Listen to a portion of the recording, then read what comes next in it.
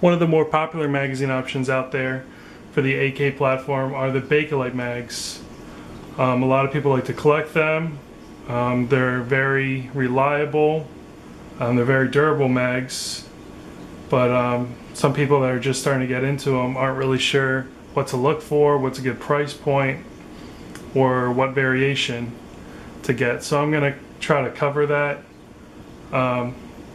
And first off, these aren't made of Bakelite.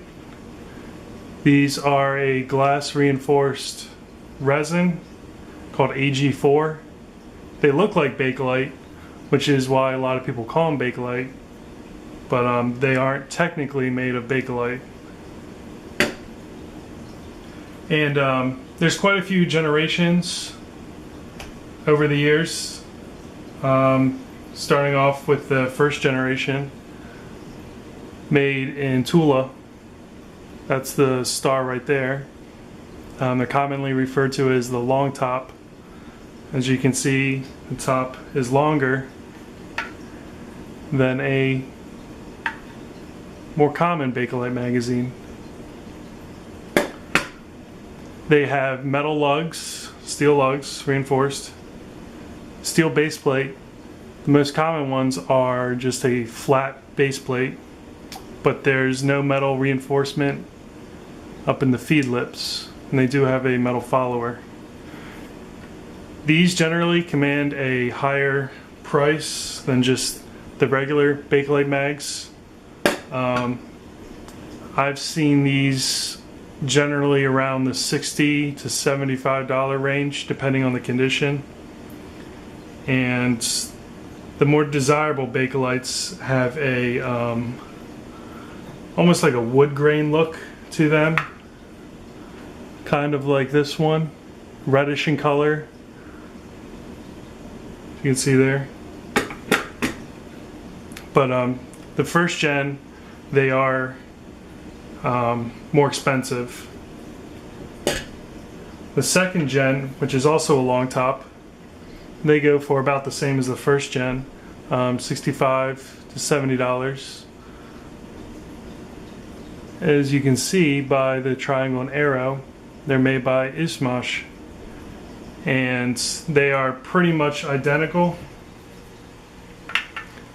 to the first generation, except, as you can see here, these little slots are farther apart than the first generation of Bakelite.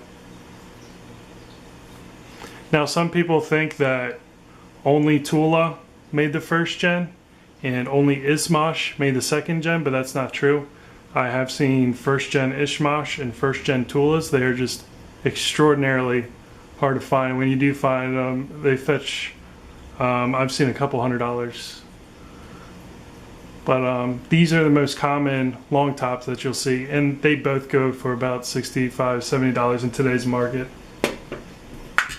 And they both also have this ridge back, which some people don't mind, some people hate them, just kind of a personal preference.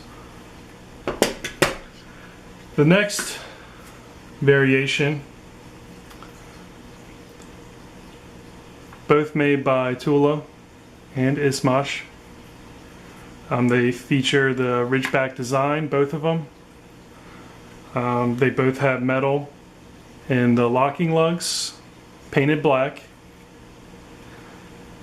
They have a different floor plate. It's kind of like a goalpost, but they still don't have metal reinforced feed lips. The only difference really between these and the first and second generation is they're not long tops.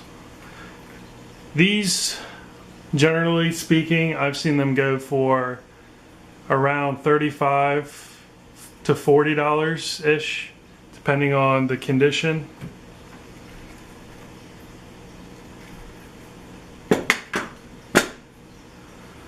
So the next variation in the Bakelite line have ridgebacks. Just like the other previous generations, they have metal locking lugs, just like all the other previous generations. But The only difference is, I don't know if it's going to pick it up, but there's metal right at where the feed lips are to reinforce them. Both Tool and Ishmash made them. Another thing that a lot of people like to see are clear ink stamps. They generally are more desirable than ones without it, obviously. So moving right along, the next generation of Bakelites. As you can see, just a note, these are completely different colors. This one has more of a wood look to it, has a nice grain pattern. And this one is reddish, kind of reddish black.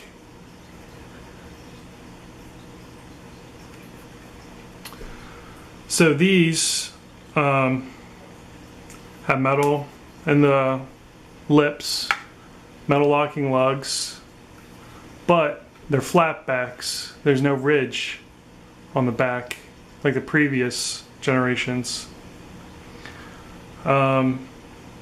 These I've seen fetch around $45 to $50. I've seen them as low as $35, but that's not that common. And when they are that low, they get snatched up pretty much instantly. Next are one of the more expensive Bakelites, just like the first and second generation. These are called acrylics. They are pretty much, for all intents and purposes, they are pretty much identical to the previous flatback generation, except they have acrylic markings. They are both made by Ishmash and Tula, and these are the last generation Bakelites that they made before they, I believe, switched to the AK 74.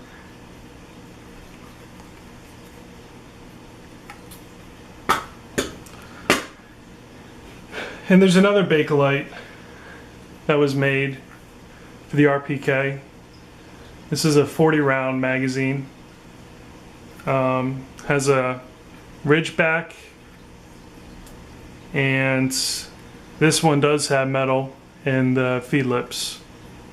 These are generally around $75, $80, and these were made by Molot. And the ones that actually have the Molot marking, this one doesn't, are very rare, and they go for, I've seen them over 200, 250. So yeah, that kind of covers the Bakelite generations and kind of today's market. What most people are looking for are darker colors with nice grain patterns, and are looking for ink stamps, clear ink stamps.